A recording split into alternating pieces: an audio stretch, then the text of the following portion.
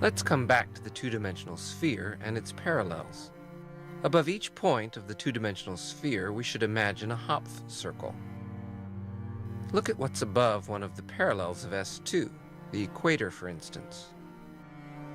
Here's what's above another parallel, which is moving southwards.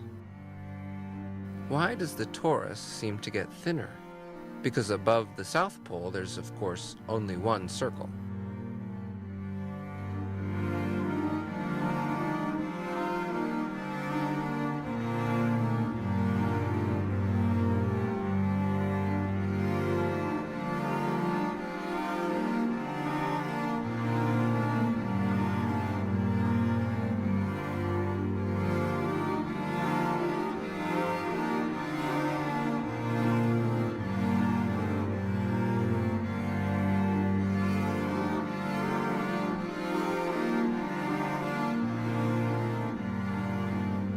And above the North Pole, you see a straight line.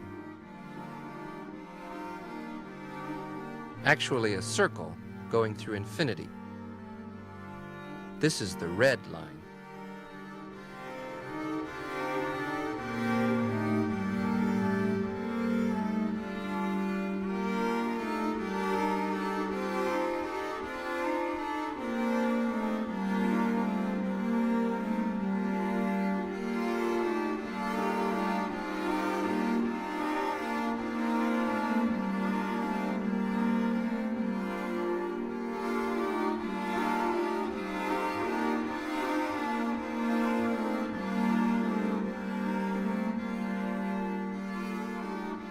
Well, let's spin all this around now.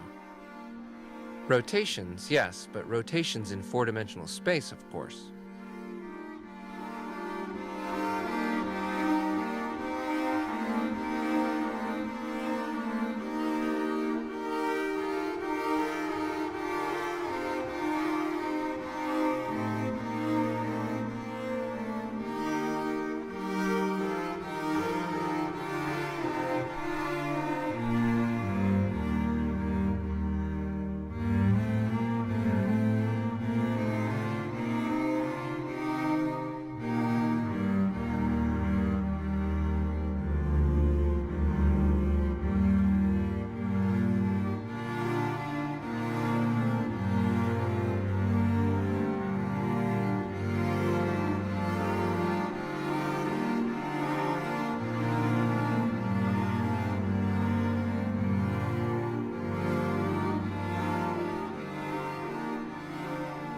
To be honest, I must admit that some of these pictures were already known long before me. The existence of four families of circles on the torus is usually attributed to the Marquis de Villarceau. But one finds earlier clues in a sculpture in the Strasbourg Cathedral, for instance.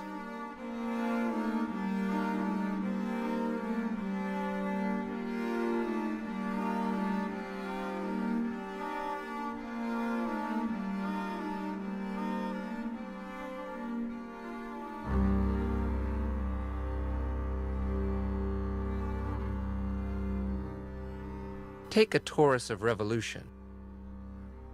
This is the surface described by a circle rotating around an axis in its plane.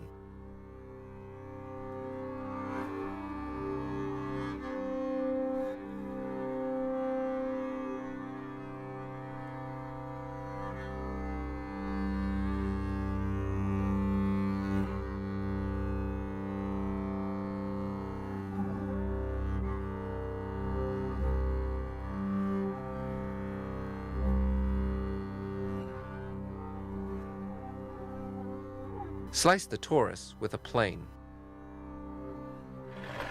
Notice how I chose the plane.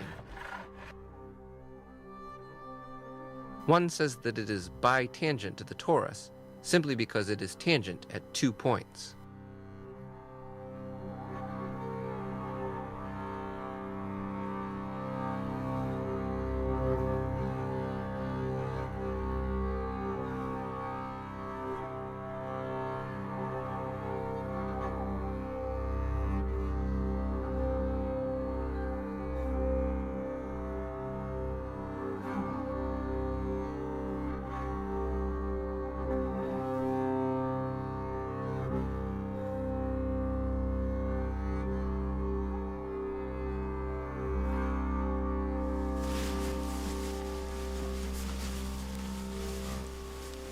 Now, look carefully.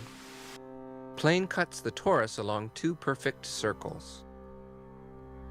This is Villarceau's theorem. A plane, which is bitangent to the torus, cuts it along two circles.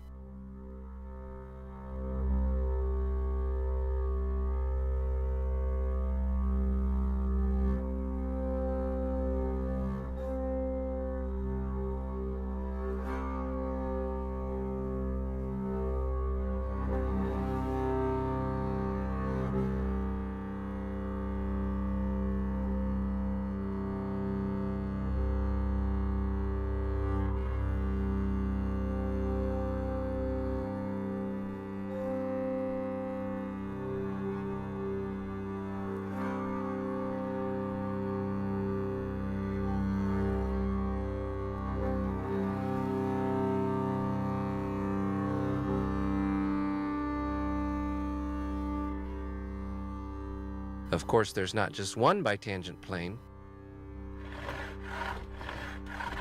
Here's another one, cutting the torus along two other Villarceau circles.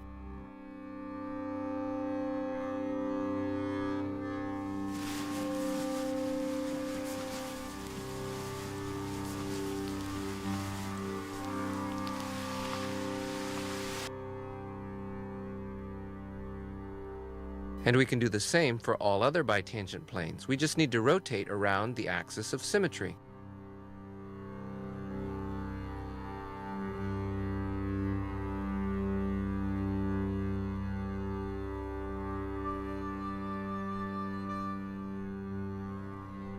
You see, through each point on a torus of revolution, we can draw 4 circles obtained by suitable slices.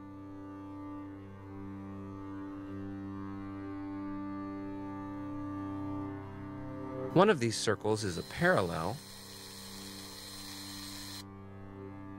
Another is a meridian. Then a first Villarceau circle. And a second one.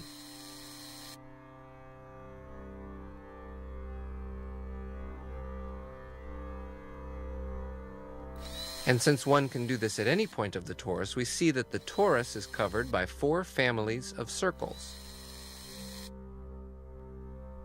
2 circles of the same family do not intersect. A blue circle intersects a red circle in a single point. A yellow circle and a white circle intersect in 2 points. These are the Villarceau circles.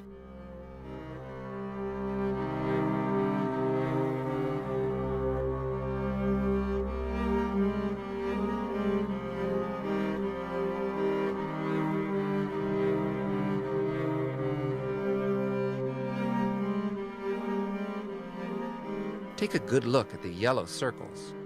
These are Hopf circles. Remember when we looked at what is above a parallel in the fibration?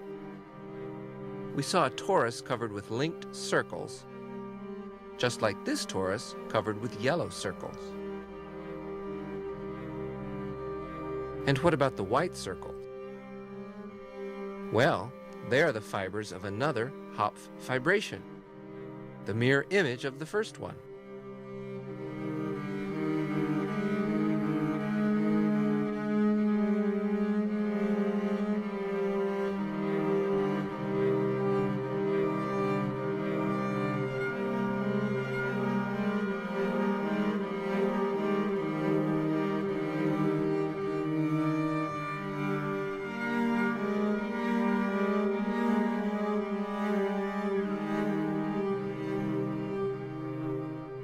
To finish our stroll, we'll take a torus of revolution with its 4 families of circles. Imagine it in the 3-dimensional sphere. Rotate the torus inside the 3-dimensional sphere, and finally, project it stereographically onto 3-dimensional space. In this way, we obtain surfaces that are also covered by 4 families of circles, the so-called Dupin cyclides.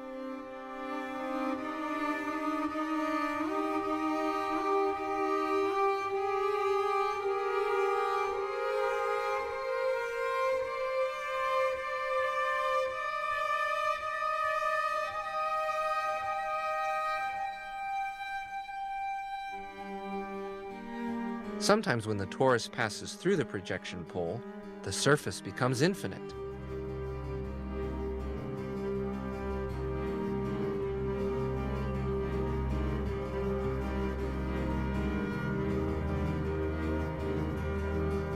In this movement, the two faces can even be switched. The inner face of the torus is pink, and the outer one is green.